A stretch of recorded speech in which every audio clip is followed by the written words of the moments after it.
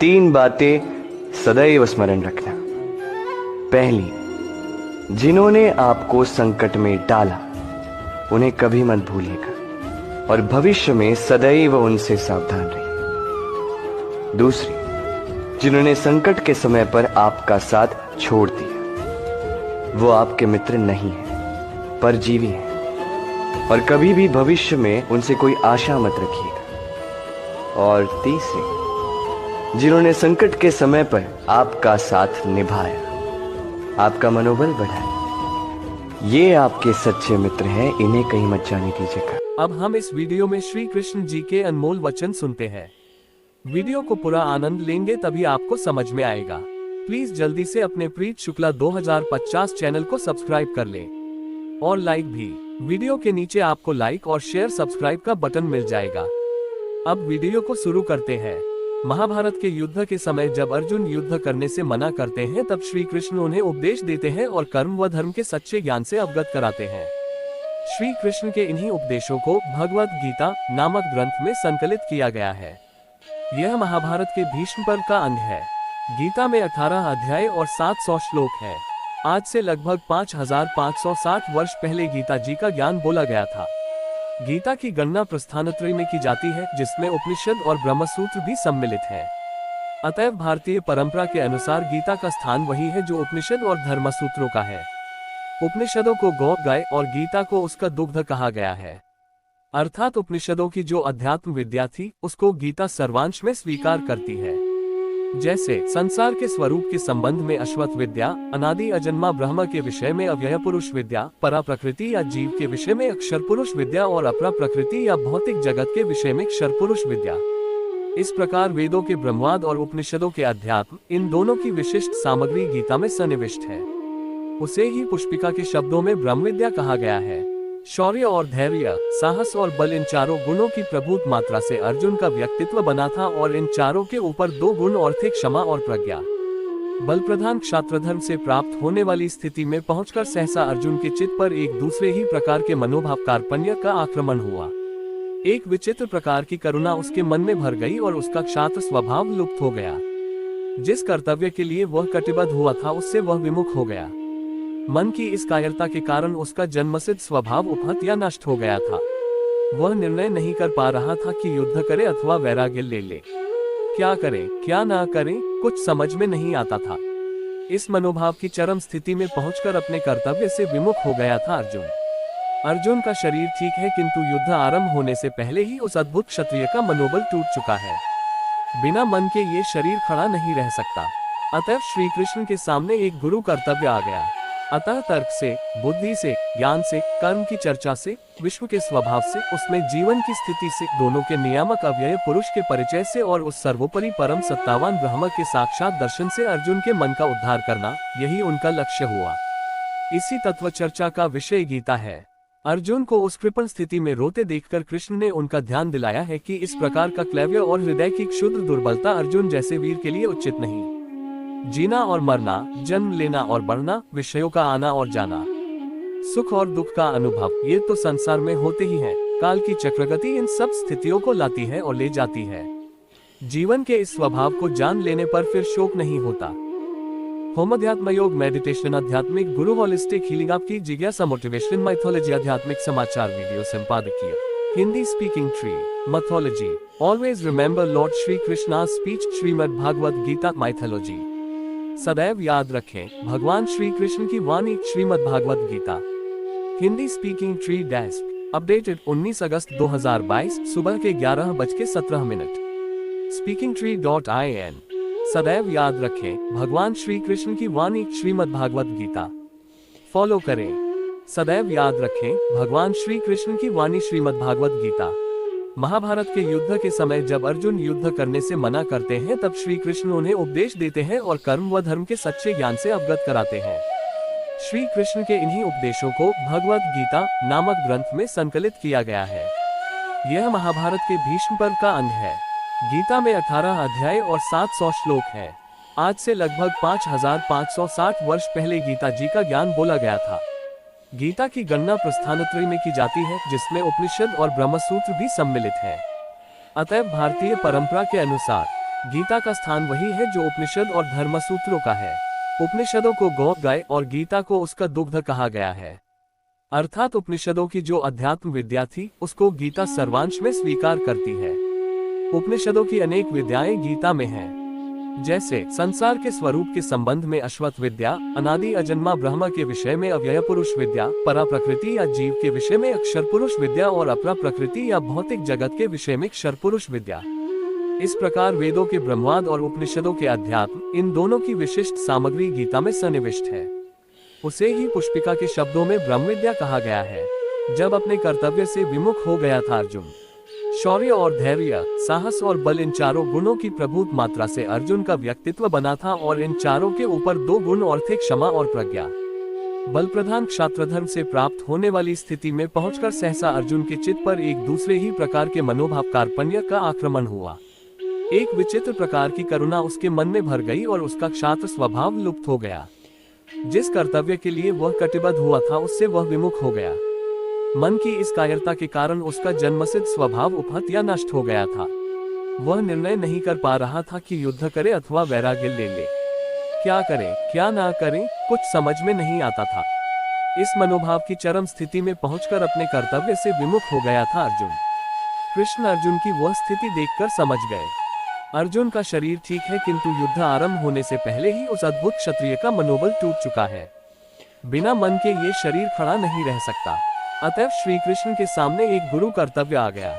अतः तर्क से, बुद्धि से, ज्ञान से, कर्म की चर्चा से, विश्व के स्वभाव से, उसमें जीवन की स्थिति से, दोनों के नियामक अव्यय पुरुष के परिचय से और उस सर्वोपरि परम सत्तावान ब्रह्म के साक्षात दर्शन से अर्जुन के मन का उद्धार करना, यही उनका लक्ष्य हुआ। इसी तत्व चर्चा का विषय गीता है।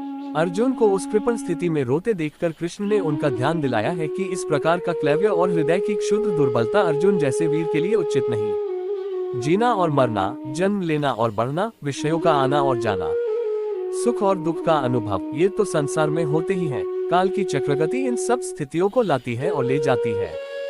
जीवन के इस स्वभाव को जान लेने पर फिर शोक नहीं होता। दृष्टिकोण के आवश्यक अंग जीवन की नित्यता और शरीर की अनित्यता था। नित्य जीव के लिए शोक करना उतना ही व्यर्थ है जितना अनित्य शरीर को बचाने की चिंता। ये दोनों अपरिहार्य हैं। जन्म और मृत्यु बारी बारी से होते ही हैं, ऐसा समझकर शोक करना उचित नहीं है।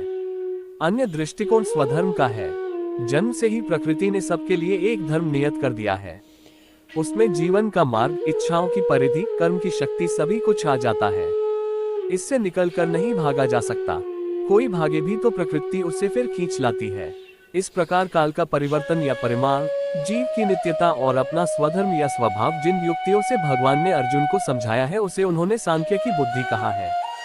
ये बुद्धि कर्म या प्रवृत्ति मार्ग के आग्रह की बुद्धि है। इसमें कर्म करते हुए कर्म के फल की आसक्ति से अपने को बचाना आवश्यक है। कर्मयोगी के लिए सबसे बड़ा डर यही है कि वह फल की इच्छा के दलदल में फंस जाता है, उससे उसे बचना चाहिए।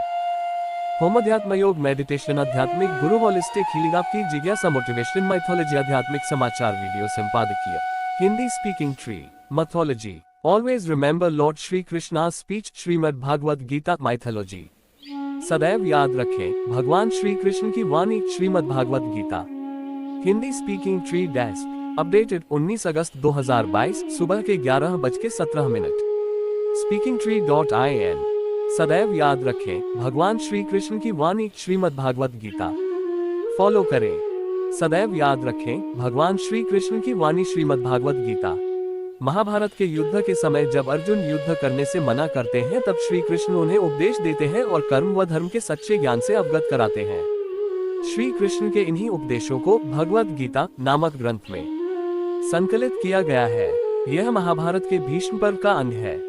गीता में 18 अध्याय और 700 श्लोक हैं। आज से लगभग 5560 वर्ष पहले गीता जी का ज्ञान बोला गया था। गीता की गणना प्रस्थानत्रय में की जाती है, जिसमें उपनिषद और ब्रह्मसूत्र भी सम्मिलित हैं। अतएव भारतीय परंपरा के अनुसार गीता का स्थान वही है जो उपनिषद और धर्मसूत्रों का है। उपनिषदों को गौ गाय और गीता को उसका दुग्ध कहा गया है। अर्थात उपनिषदों की जो अध्यात्म विद्या थी उसको गीता सर्वांश में स्वीकार करती है। उपनिषदों की अनेक विद्याएं गीता में हैं। जैसे संसार के स्वरूप के संबंध में अश्वत्थ विद्या, अनादि अजन्मा ब्रह्म के विषय में अव्यय पुरुष विद्या, परा प्रकृति या जीव के विषय में अक्षर पुरुष विद्या और अपरा प्रकृति या भौतिक जगत के विषय में क्षर पुरुष विद्या। इस प्रकार वेदों के ब्रह्मवाद और उपनिषदों के अध्यात्म, इन दोनों की विशिष्ट सामग्री गीता में सन्निविष्ट है। उसे ही पुष्पिका के शब्दों में ब्रह्म विद्या कहा गया है। जब अपने कर्तव्य से विमुख हो गया था अर्जुन, शौर्य और धैर्य, साहस और बल, इन चारों गुणों की प्रभुत मात्रा से अर्जुन का व्यक्तित्व बना था और इन चारों के ऊपर दो गुण और थे, क्षमा और प्रज्ञा। बल प्रधान क्षात्रधर्म से प्राप्त होने वाली स्थिति में पहुंचकर सहसा अर्जुन के चित्त पर एक दूसरे ही प्रकार के मनोभाव कार्पण्य का आक्रमण हुआ। एक विचित्र प्रकार की करुणा उसके मन में भर गई और उसका क्षात्र स्वभाव लुप्त हो गया। जिस कर्तव्य के लिए वह कटिबद्ध हुआ था उससे वह विमुख हो गया।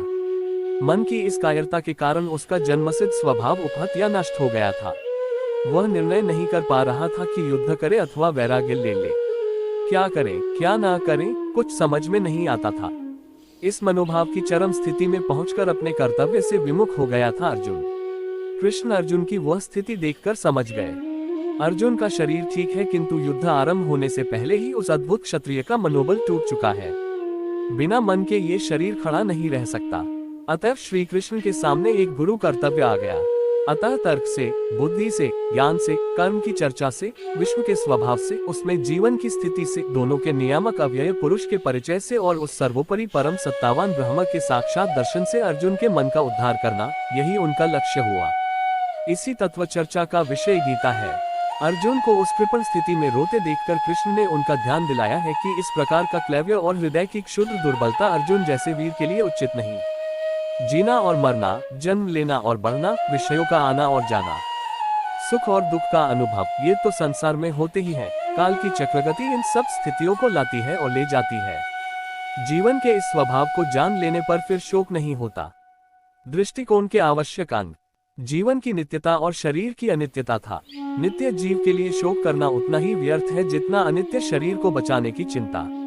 ये दोनों अपरिहार्य हैं। जन्म और मृत्यु बारी बारी से होते ही हैं, ऐसा समझकर शोक करना उचित नहीं है। अन्य दृष्टिकोण स्वधर्म का है। जन्म से ही प्रकृति ने सबके लिए एक धर्म नियत कर दिया है। उसमें जीवन का मार्ग, इच्छाओं की परिधि, कर्म की शक्ति, सभी कुछ आ जाता है। इससे निकलकर नहीं भागा जा सकता। कोई भागे भी तो प्रकृति उसे फिर खींच लाती है। इस प्रकार काल का परिवर्तन या परिमाण, जीव की नित्यता और अपना स्वधर्म या स्वभाव, जिन युक्तियों से भगवान ने अर्जुन को समझाया है, उसे उन्होंने सांख्य की बुद्धि कहा है। ये बुद्धि कर्म या प्रवृत्ति मार्ग के आग्रह की बुद्धि है। इसमें कर्म करते हुए कर्म के फल की आसक्ति से अपने को बचाना आवश्यक है। कर्मयोगी के लिए सबसे बड़ा डर यही है कि वह फल की इच्छा के दलदल में फंस जाता है, उससे उसे बचना चाहिए। निष्काम कर्म की बात अर्जुन समझ नहीं पाता, तब श्री कृष्ण कहते हैं, अर्जुन जब पूछते हैं आना, जाना, खाना, पीना, कर्म करना, उनमें लिप्त होकर भी निर्लिप्त कैसे रहा जा सकता है? कृष्ण ने कहा, काम, क्रोध, भय, राग, द्वेष के द्वारा मन का सौम्य भाव बिगड़ जाता है और इंद्रियां वश में नहीं रहती। इंद्रिय जय ही सबसे बड़ी आत्मजय है। बाहर से कोई विषयों को छोड़ भी दे तो भी भीतर का मन नहीं मानता। विषयों का स्वाद जब मन से जाता है तभी मन प्रफुल्लित, शांत और सुखी होता है। समुद्र में नदियां आकर मिलती हैं पर वह अपनी मर्यादा नहीं छोड़ता। ऐसे ही संसार में रहते हुए, उसके व्यवहारों को स्वीकारते हुए, अनेक कामनाओं का प्रवेश मन में होता रहता है, किंतु उनसे जिसका मन अपनी मर्यादा नहीं खोता उसे ही शांति, ब्राह्मी स्थिति मिलती है। लोक में दो निष्ठाएं या जीवन दृष्टियां हैं। सांख्यवादियों के लिए ज्ञान योग है और कर्ममार्गियों के लिए कर्मयोग है। यहाँ कोई व्यक्ति कर्म छोड़ ही नहीं सकता। प्रकृति तीनों गुणों के प्रभाव से व्यक्ति को कर्म करने के लिए बाध्य करती है। कृष्ण ने चुनौती के रूप में यहाँ तक कह दिया कि कर्म के बिना तो खाने के लिए अन्न भी नहीं मिल सकता। फिर कृष्ण ने कर्म के विधान को चक्र के रूप में उपस्थित किया। न केवल सामाजिक धरातल पर भिन्न व्यक्तियों के कर्म चक्रों की तरह आपस में पिरोए हुए हैं, बल्कि पृथ्वी के मनुष्य और स्वर्ग के देवता दोनों का संबंध भी कर्म चक्र पर आश्रित है। प्रत्यक्ष है कि यहाँ मनुष्य कर्म करते हैं, कृषि करते हैं और दैवी शक्तियाँ वृष्टि का जल भेजती हैं। अन्न और पर्जन्य दोनों कर्म से उत्पन्न होते हैं। एक में मानवीय कर्म, दूसरे में दैवी कर्म। फिर कर्म के पक्ष में लोक संग्रह की युक्ति दी गई है, अर्थात कर्म के बिना समाज का ढांचा खड़ा नहीं रह सकता। जो लोक के नेता हैं, जनक जैसे ज्ञानी हैं, वे भी कर्म में प्रवृत्ति रखते हैं। मैं नारायण का रूप हूँ, मेरे लिए कुछ कर्म शेष नहीं है। फिर भी तंद्रारहित होकर कर्म करता हूँ और अन्य लोग मेरे मार्ग पर चलते हैं।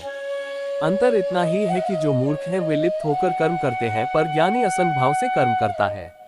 गीता में यही एक साभिप्राय शब्द बुद्धिभेद है, अर्थात जो साधारण समझ के लोग कर्म में लगे हैं उन्हें उस मार्ग से उखाड़ना उचित नहीं, क्योंकि वे ज्ञानवादी बन नहीं सकते, और यदि उनका कर्म भी छूट गया तो वे दोनों ओर से भटक गए।